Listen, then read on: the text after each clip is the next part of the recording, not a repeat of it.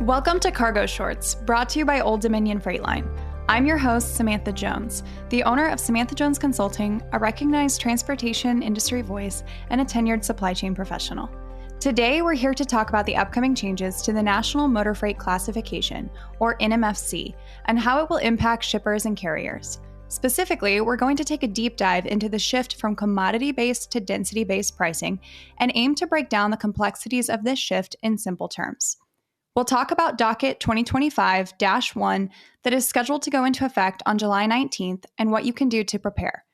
Joining me today to discuss all of this are two subject matter experts, Seth Bauer, Director of Traffic Services at Old Dominion Freight Line, and Keith Peterson, Director of Operations of the National Motor Freight Traffic Association. Thanks for being here. Thanks for having me. Thank you. How are you guys both doing today? Would you mind maybe giving a brief introduction too? Well, thank you. My name is Seth Bauer, of course. I've been with Old Dominion for 23 years. I started out as an inspector on the dock and have been dealing with the National Motor Freight Classification the entire time. And I'm Keith Peterson. I'm Director of Operations at NMFTA. I've been here for about a year and a half now and have just been really enjoying getting to know everybody that's part of NMFTA and happy to be here. Awesome. Well, thank you both for joining me for this conversation today. I'm looking forward to it. I'm sure I get to learn just as much as the other listeners who will be hearing this podcast. So I want to do a little bit of kind of stage setting, if you will, for this conversation. And before we jump into all the details of what is actually happening, I wanted to ask you, gentlemen, why these changes to the NMFC are happening right now. So what has kind of led us up to this point and why the timing that we have this July 19th date? What got us here? You know, Keith, I'm going to start off on this one because I have to compliment the NMFTA. The new folks that are there are open and willing to take a look at an old system and modernize where needed. And then by the same time, there's a lot more technology out there for the carrier. Dimensioners and a lot of computer programs, a lot of stuff that allows us to really identify what freight is being moved. Well, number one, thanks, Seth. Right. So I appreciate that. As far as why we started doing this here, and this has really been a year-long effort. We really started the current effort in this past year. But I think it's important to recognize as well that for a while now, they have been moving items to full-scale density as they could. But what we decided to do with 2025-1 is really kind of turbocharge this process. So we kind of changed around how we built out a docket and made these changes. And as a result, we were able to really kind of kick it into gear. So the NMFC has been around for a long time. There's a lot of items in there that probably haven't been actually put on a truck for a long time here. But when you really look at freight today, and at least how I believe carriers, they want to charge for how much room is being taken up on the trailer, realistically, for the most part. And you look at freight today, a lot of it is on pallets. And so it just makes a lot of sense to look at it from a density base here. So you need the dimensions and the weight. And it just keeps it nice and simple and uniform across the board so that even people new to the industry can pick it up much easier than trying to go out and find a specific item number with maybe just a couple of classes assigned to it that were put into place 20 years ago. I remember when I started in the LTL industry, my first year was in 2018. And so it's not been too long ago that people were still very apprehensive about adding in dimensions or into their process. And so there's been a lot of progress and a lot of advancement in especially the last 5 years. And especially we saw a lot of that was spurred through the pandemic. And in general, I think businesses are focusing on operating more efficiently in a variety of ways. But technology is playing a big role in that. And I think it's also helped to kind of stage set for this new advancement and kind of simplification of terms that, like you said there, Keith, people can kind of move a little quicker. The rules are a little simpler. They're things that we can help to streamline processes when we're quoting, when we're shipping, and when we're providing services as LTL carriers as well. So thank you both for kind of helping me set the stage there. I want to ask, before we go any further, if you guys would help us understand density-based pricing, because this seems that this is all kind of hinging around the concept of density-based pricing. And so can you guys help me understand what existed before density-based pricing, how have we started to transition to it, and just all of the ins and outs of density-based pricing? I mean, yeah, density is our primary characteristic. And for each of the items that we've ever really even done a research project on, density has been one of the main things we looked at here. Our changes, of course, we're still keeping density as a primary characteristic.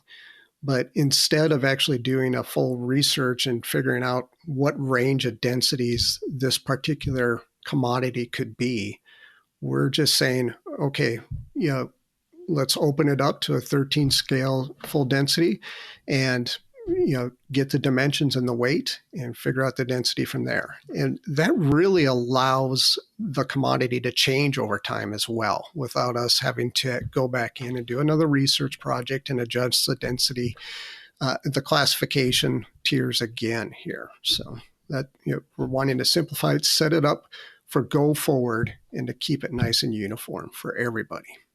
Keith, and we're really happy here at Old Dominion to see the fact that you've gone to the 13 scale density subs, just because it provides the customer, the greatest they could get in the past was class 60, and it provides them with class 50 and class 55, and is more geared towards a shipper.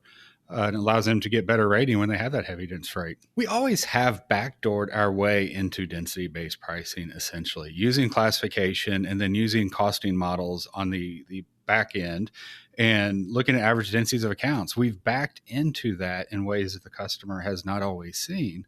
But now this is going to be more transparent. It's going to be more visible. It's going to be something that the customer is going to be able to see from the front side. They're going to be able to see more how their density, when they ship, how it affects the pricing that they receive at the time. So density-based pricing has always kind of been in there. Classification has always had density as the largest component to it when they have gone into determine a class for a product. So it's always been there, but now it's just going to be more transparent, more visible for the shipper. So this brings us to an important question for shippers.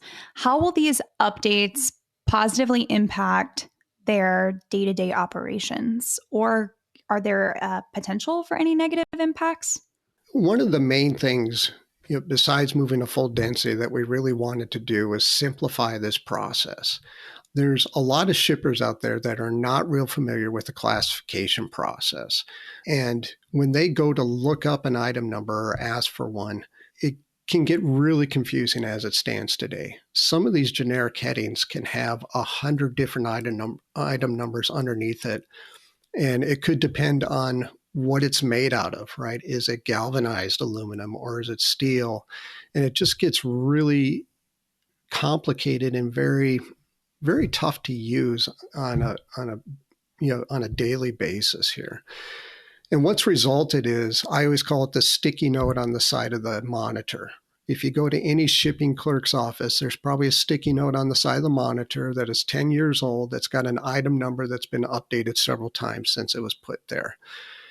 So what we wanted to do was really, and I say it again and again, I know, but we wanted to simplify this process. So we condensed down those generic headings into one item number where we could, as long as they didn't have handling, stowability, and liability issues, and made that one item number full-scale density. So that way, if they put in a search term for steel beam or something like that, making something up, it'll get them to an item number that may have a pretty large viz listing, meaning all those terms that could be describing it, but it's still down to one item number, and they should worry more about the dimensions of that shipping unit and the weight of that shipping unit, and providing it to Old Dominion freight lines so that they can plan appropriately.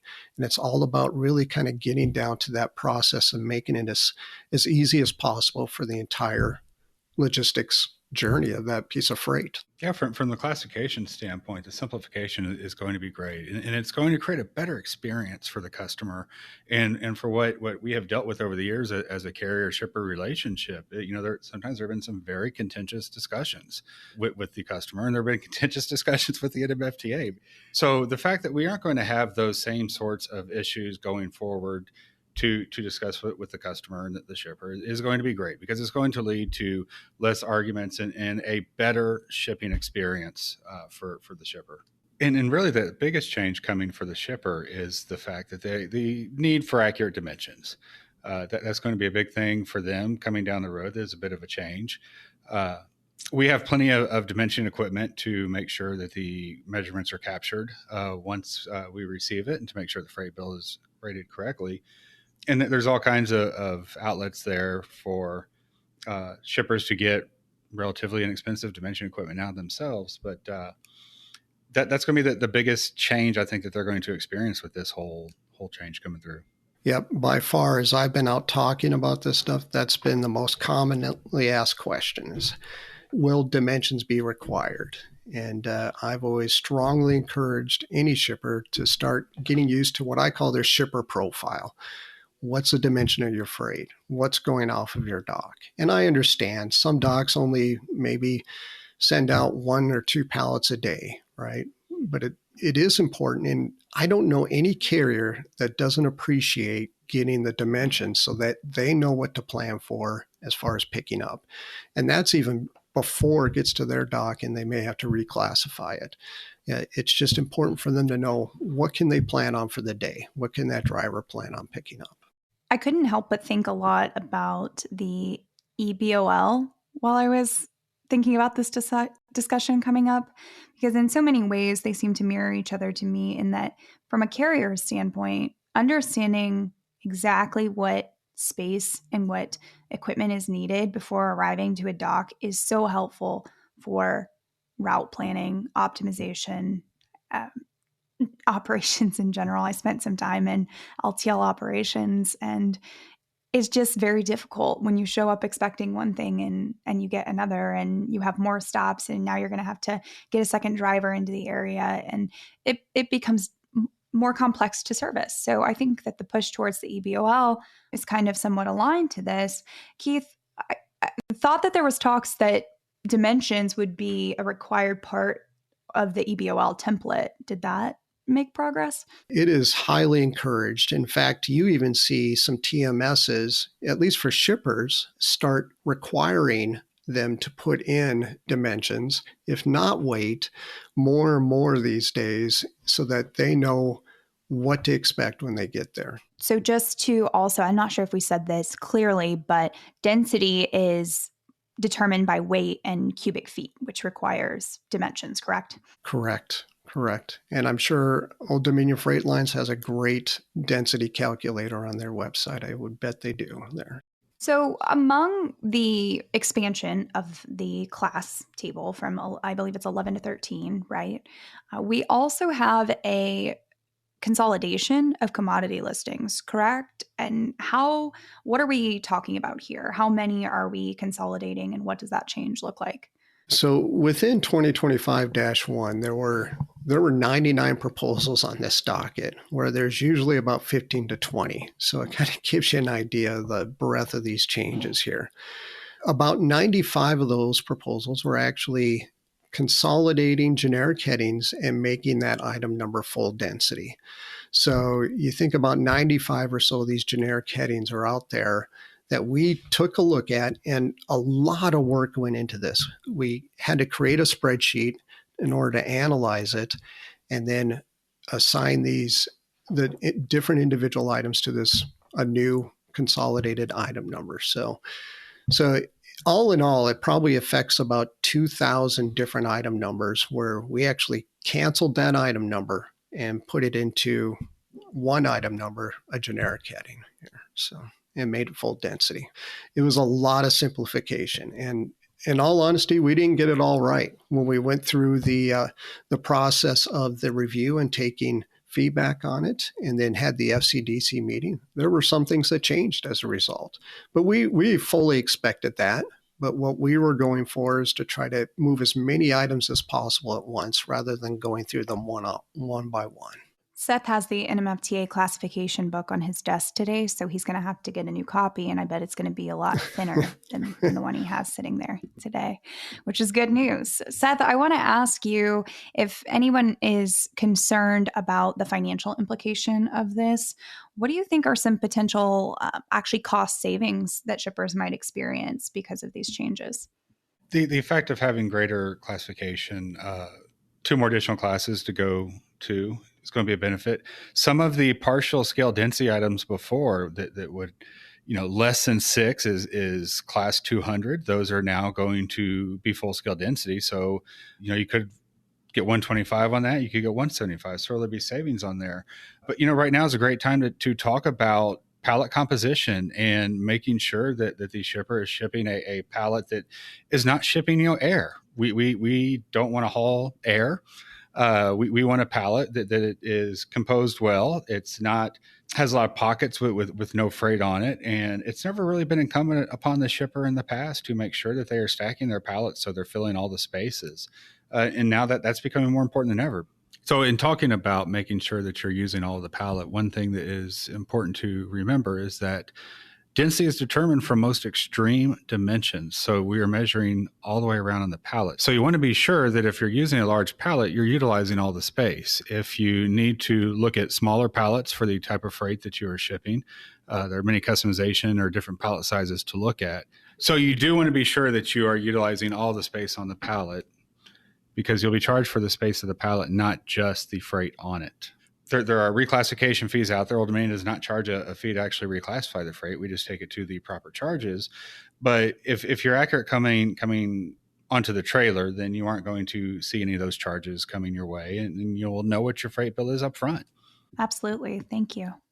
Well, the last thing I want to cover today to help people who are listening to us prepare for this transition is just to ask you guys for some advice and some things that you feel like need to be proactively addressed for shippers prior to this July 19th effective date for these changes.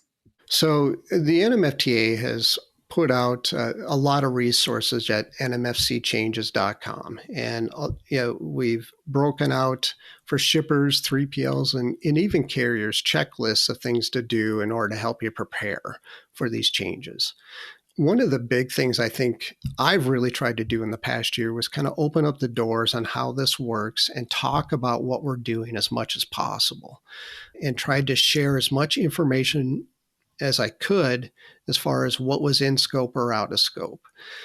In fact, over the past year, we've put out lists over time, what's in scope for this in order to help people prepare for the breadth of these changes and get ready for them. I will say from the carrier perspective, the best resource we have is the Old Dominion Solution Specialist, and reach out to them at any time for anything that you as a shipper may need to help understand about this. They can find the proper resources within the company to help you if they can't answer the question themselves. ODFL.com, we've been putting out some great resources. Our marketing team's been doing some wonderful things. We've got a great resource page on there to be sure to go and check out. But then also talk about those changes internally. Management may very well know about them, but there may be a lot of folks within your organization that don't fully understand the implication of what they're putting on that bill of lading and what comes as far as how that winds up costing you down the road, the beyond cost of that. And then take a look at those classifications. I really like the classification tool that Keith is putting out there, making sure that you got those classifications correct. So then you're making sure that you're getting the pricing correct in the end. And then updating systems, automatic pre-printed bills of lading, and making sure that those are correct with the new item numbers and that you're getting the correct ones out there. We've got a lot of stuff we're working on here at Old Dominion to help make this change easier and to not see an impact on the customer, and looking forward to continue working with the NMFTA to make these changes happen. And then another thing is, after you make sure you go through and update all of the systems internally, also consider if you guys are using any freight audit and payment partnerships or anything of the like, that your external partners have also been made aware of all of the changes that you are making, or that could result in some frustration down the line when these changes take effect. That's a great point. All right. Thank you both so much for talking to me today. It was a pleasure to have you both on the show. Well, thank you so much, Samantha. Yeah, thanks for having me. Really appreciate it. Absolutely. And thank you for listening. If you want to learn more about density-based pricing, be sure to visit odfl.com/OD Outlook. And for more information on the NMFC changes coming July 19th, OD has created their own resource page to help break down the key changes for shippers and carriers. Additionally, you can visit nmfta.org/NMFC for more information. If you enjoyed this episode, be sure to check out our full Cargo Shorts podcast series. You can find us on Spotify, Apple Podcasts, Amazon Music, SoundCloud, and YouTube Music. You can also leave us a comment on Spotify. Please rate and review, share with your colleagues, or drop us an email at marketing@odfl.com. Thanks for listening.